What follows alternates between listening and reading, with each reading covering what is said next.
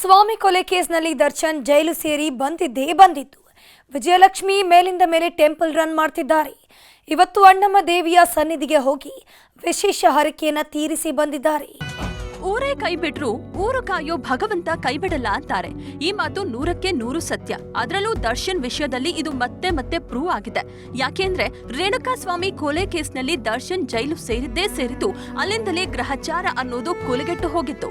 ಶೆಟ್ಗೆ ಹೋಗಿ ಬಂದಿದ್ದ ಸುಲ್ತಾನ 6-7 ತಿಂಗಳು ಸೆರೆವಾಸ ಅನುಭವಿಸಿದ್ರು. ಜೈಲಿಂದ ಜೈಲಿಗೆ ಶಿಫ್ಟ್ ಆಗಿದ್ದು ಅಲ್ಲದೆ ಹೆಜ್ಜೆಗೂ ನರಕ ನೋಡಿದ್ರು. ಇನ್ನೇನು ದರ್ಶನ್ ಕೆರಿಯರ್ ಮುಗದೆ ಹೋಯ್ತು, ಸದ್ಯಕ್ಕಂತೂ ಜೈಲಿಂದ ಹೊರಬರೋ ಮಾತೇ ಇಲ್ಲ ಅಂತ ಹಲವರು ಮಾತನಾಡ್ಕೊಂಡಿದ್ರು. ಯಾಕೆಂದ್ರೆ ಜೊತೆಗಿದ್ದವರೇ ಶತ್ರುಗಳಾಗಿ ಹೆಗಲೇರಿ ನಿಂತಿದ್ರು. ಆಗ ತೂಗುದೀಪ ಕುಟುಂಬ ನಂಬಿದ್ದು ಒಂದೇ, ಊರು ಕಾಯೋ ಅಣ್ಣಮ್ಮನನ್ನ. ಮೇಲಿಂದ ಮೇಲೆ ಟೆಂಪಲ್ ರನ್ ಮಾಡಿದ್ದ ವಿಜಯಲಕ್ಷ್ಮಿ ಆದಿಶಕ್ತಿಯರ ಮುಂದೆ ಸೆರಗೊಟ್ಟಿ ಬೇಡಿದ್ರು. ಬೆಂಗಳೂರಿನ ಮೆಜೆಸ್ಟಿಕ್ ನಲ್ಲಿರೋ ಅಣ್ಣಮ್ಮ ದೇವಿ ಬಳಿಯೂ ದಿನಕರ್ ಹರಕೆ ಹೊತ್ತು ಬಂದಿದ್ರು. ಹೀಗಾಗಿ ಈಗ ಒಂದೊಂದೇ ಹರಕೆ ತೀರಿಸುತ್ತಿದ್ದಾರೆ. ಬೆಳ್ಳಂಬೆಳಗ್ಗೆಯೇ ಅಣ್ಣಮ್ಮನ ಸನ್ನಿಧಿಗೆ ಹೋಗಿ ವಿಶೇಷ ಪೂಜೆ ಸಲ್ಲಿಸಿದ್ದಾರೆ. ಶುಭ ಶುಕ್ರವಾರ ಹರಕೆ ತೀರಿಸಿದ ವಿಜಯಲಕ್ಷ್ಮಿ. ಅಣ್ಣಮ್ಮನಿಗೆ ಮಡಿಲಕ್ಕಿ ಸೀರೆ ಕೊಟ್ಟ ದರ್ಶನ್ ಪತ್ನಿ. ದರ್ಶನ್ ಇವತ್ತು ಜೈಲಿನಿಂದ ಹೊರಬಂದಿದ್ದಾರೆ ಅಂದ್ರೆ ಅದಕ್ಕೆ ಪ್ರಮುಖ ಕಾರಣವೇ ವಿಜಯಲಕ್ಷ್ಮಿ. ಸುತ್ತಾಡದ ಕಚೇರಿ ಇಲ್ಲ, ಕಾಣದ ವಕೀಲರಿಲ್ಲ, ಹೋಗದ ದೇವಸ್ಥಾನಗಳಿಲ್ಲ. ಅಸ್ಸಾಂನ ಕಾಮಾಖ್ಯ ದೇವಿ, ಬಳ್ಳಾರಿಯ ದುರ್ಗಾದೇವಿ, ಮೈಸೂರಿನ ಚಾಮುಂಡಿ, ಉಕ್ಕಡ ಮಾರಮ್ಮ, ಬಂಡೆ ಮಹಾಕಾಳಿ ಸೇರಿದಂತೆ ಹಲವು ಶಕ್ತಿ ದೇವತೆಯರ ಮುಂದೆ ಹರಕೆ ಹೊತ್ತಿದ್ರು. ದರ್ಶನ್ ಸಹೋದರ ದಿನಕರ್ ಕೂಡ ಅಣ್ಣಮ್ಮನ ಸನ್ನಿಧಿಗೆ ಹೋಗಿ ಭಕ್ತಿಯಿಂದ ಬೇಡಿ ಬಂದಿದ್ರು. ಶಕ್ತಿ ದೇವತೆಗಳ ಪೂಜಾ ಫಲವೋ ಗೊತ್ತಿಲ್ಲ, ದರ್ಶನ್ಗೆ ಜಾಮೀನು ಸಿಕ್ಕಿತ್ತು. ಹೀಗಾಗಿ ಈಗ ಒಂದೊಂದೇ ದೇವರ ಹರಕೆ ತೀರಿಸುತ್ತಿದ್ದಾರೆ.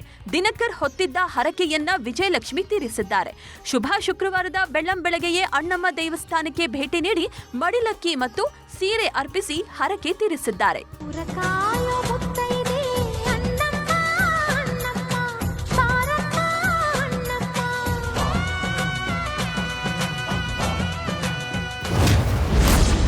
ಡಿ ಗ್ಯಾಂಗ್ ದೂರ, ಜೋರಾಯ್ತು ಪೂಜೆ ಪುನಸ್ಕಾರ.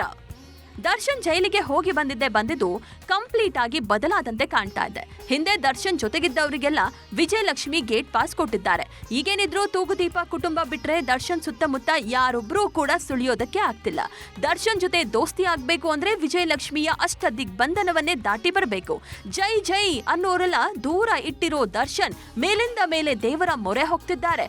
ಕೆಲ ದಿನಗಳ ಹಿಂದಷ್ಟೇ ಕೇರಳದ ಮಡಾಯಿಕಾವು ದೇವಸ್ಥಾನಕ್ಕೆ ಹೋಗಿ ಶತ್ರು ಸಂಹಾರ ಪೂಜೆ ಮಾಡಿಸಿದ್ರು. ಜೊತೆಗೆ ಮಂಡ್ಯದ ಉಕ್ಕಡು ಮಾರಮ್ಮ ಸನ್ನಿಧಿಗೂ ಹೋಗಿ ದರ್ಶನ್ ಪೂಜೆ ಸಲ್ಲಿಸಿ ಬಂದಿದ್ರು.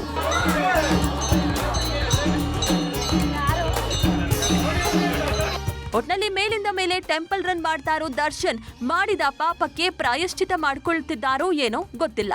ಆದ್ರೆ ಪೂಜೆ ಪುನಸ್ಕಾರ ಹರಕೆ ಅಂತ 10 ದೇವಸ್ಥಾನ ಸುತ್ತಾಡ್ತಿರೋದಂತೂ ಸುಳ್ಳಲ್ಲ. Satish Kanakapura, film bureau, news 18.